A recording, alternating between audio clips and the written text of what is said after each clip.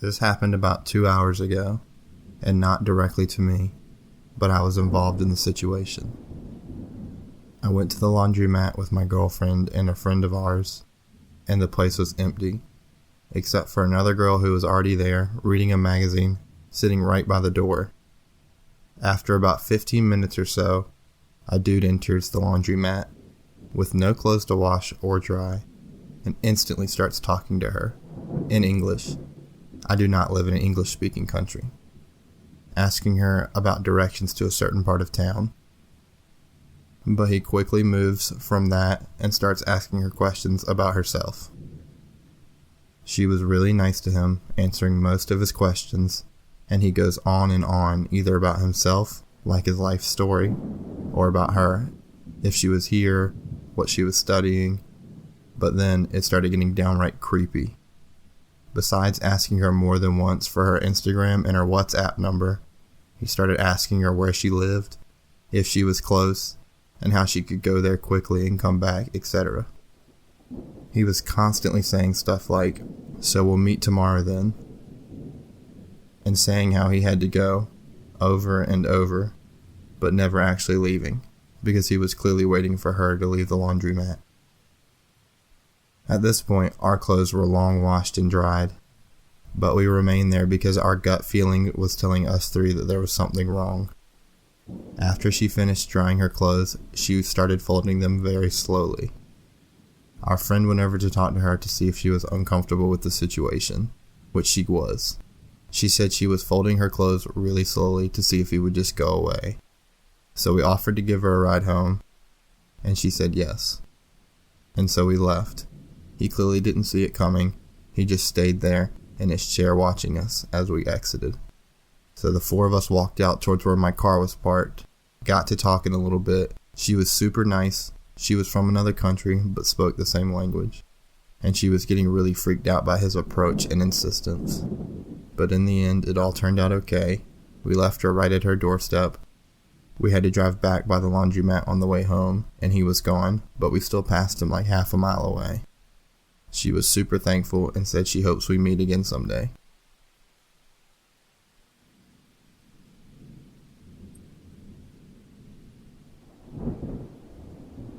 So this happened 10 odd years ago, but I remember it like it was yesterday. I was living with my boyfriend back then in a single-story terrace house. The front of the house faced a small field, and beyond that was a forest. And our room is adjacent to the front door, and so we had a window in our room which faced the field and the forest. In our room, the bed is placed beside the window in a way that the field and forest are on our left side. Now, one night, I was sleeping soundly, when all of a sudden, I was jolted awake, for no reason at all. Usually when you're jolted awake, suddenly, in the middle of your sleep, you usually feel confused and groggy and fall right back to sleep, and probably don't remember waking up. But when I was jolted awake, that night, I remember very clearly, I'm wide awake straight away. I'm really alert of my surroundings, and remember finding it very strange why I was suddenly so awake, and I glanced at the clock, remembering that it was 3 a.m. I kid you not, it was 3 a.m. on the dot, and my boyfriend was still soundly sleeping beside me. Then I laid back down and tried to go back to sleep, and that is when I remember hearing this loud, eerie, unearthing, screeching woman voice coming from the side that the forest and field were on.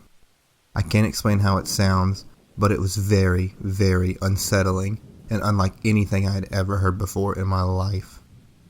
It started from the field on my left side and continued on coming nearer towards me and our house. And then it goes over the house and then slowly fades away and goes further and further to my right side.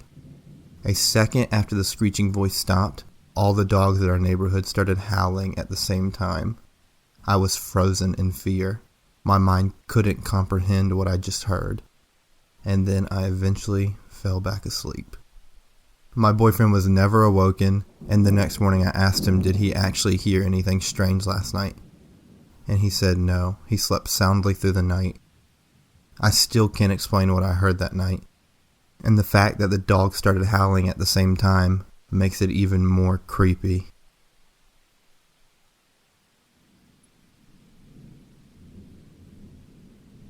This story takes place during the summer I was 15. This is a very true story about a small encounter I had. I was young. I was living with my dad and stepmother at the time, and I remember my stepmother throwing a royal fit about buying me new school clothes because I had let a few pairs of pants get holes in them, and still wore them. It was my first year going into high school, and I was not going to let her ruin that for me. So I went and stayed with my grandparents for the summer to earn some spending money. They live in a remote, small area that was once home to many native tribes, most predominantly the Kuwalt tribe. It's very secluded despite being only a mile or so from the highway, and it's all lush and gorgeous forest.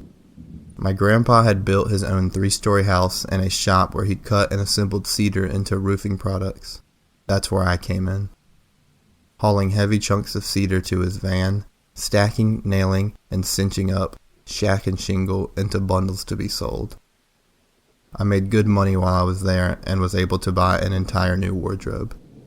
As the summer was coming to an end, and it was too hot to work, I decided to take a walk one day.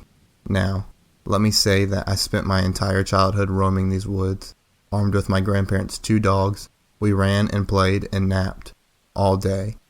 I had never seen anything out of the ordinary, or gotten any weird vibes. I waited until it was a bit cooler in the evening and started out walking.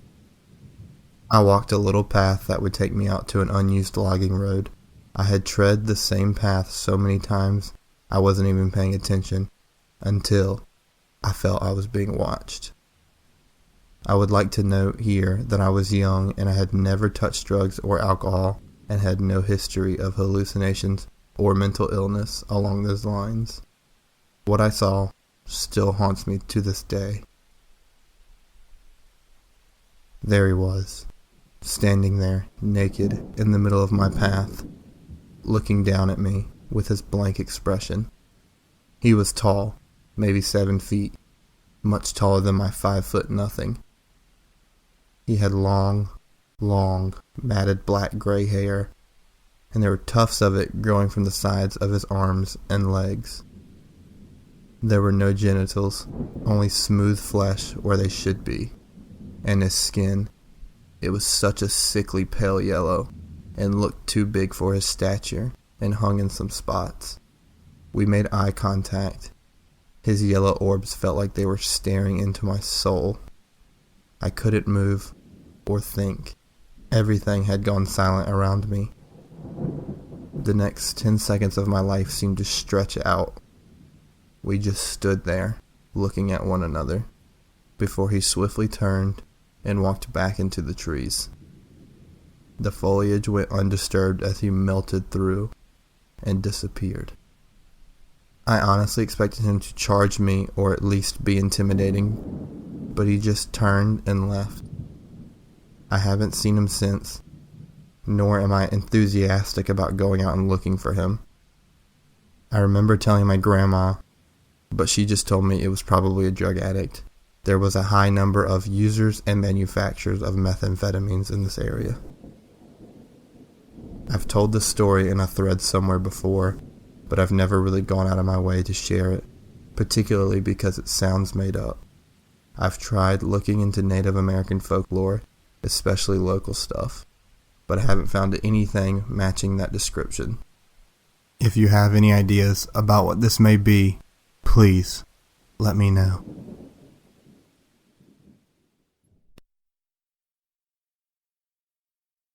Hi everyone, it's Creeping Ramen. I hope you enjoyed all the stories today, and I really appreciate you listening. If you liked what I did, please hit the like button and subscribe.